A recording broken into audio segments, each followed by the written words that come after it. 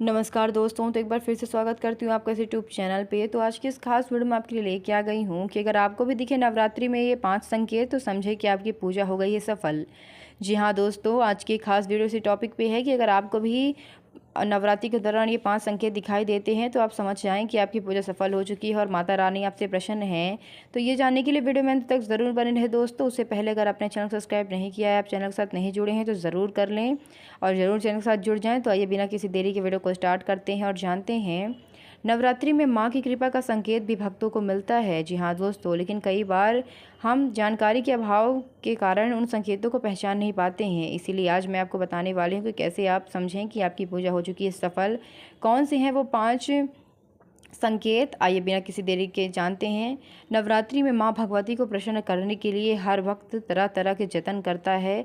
माँ सभी को आशीर्वाद देती है, लेकिन अक्सर लोगों के मन में एक सवाल उठता है कि भक्त को कैसे पता चले कि भगवान उनसे प्रसन्न है या नहीं, क्योंकि सेवा तो हम माता की करते हैं, वो भी पूरे दिलो जान से। इसीलिए हमें कैसे पता चले कि माता हमसे प्रसन्न है या नहीं, ये बात जानने के लिए आज की वीडियो मैंने आपके लिए बनाई है। नवरात्रि में 9 दिनों का व्रत, हवन, दुर्गा सप्तशती का पाठ आदि करने वाले भक्त माँ को सच्चे मन से पुकारते हैं और कामना करते हैं कि माँ की कृपा उन पर बनी रहे।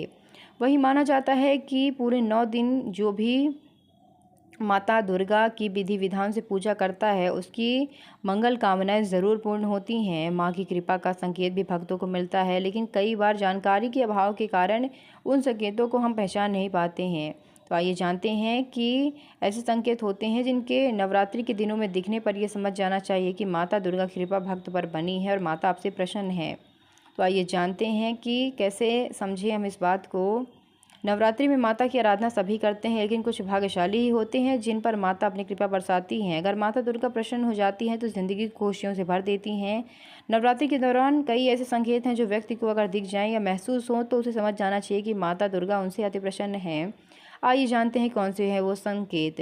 नवरात्रि में देखिए ये 5 संकेत तो ज़रूर रखें ध्यान। सबसे पहला है, आपको पहला संकेत यह है कि जयंती का उगना। जी हाँ दोस्तों, नवरात्रि में माता दुर्गा के 9 रूपों की पूजा 9 दिनों तक की जाती है।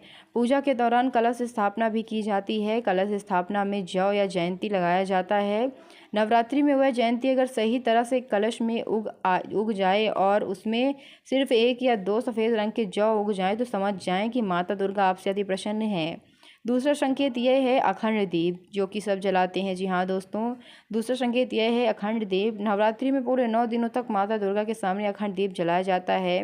वहीं दीप अगर 9 दिन तक एक जैसा ही जलता रहे, दीपक बिना खंडित हुए जले तो समझ जाइए कि माता दुर्गा आपसे अति प्रसन्न है। तीसरा संकेत यह है घर में खुशी का माहौल।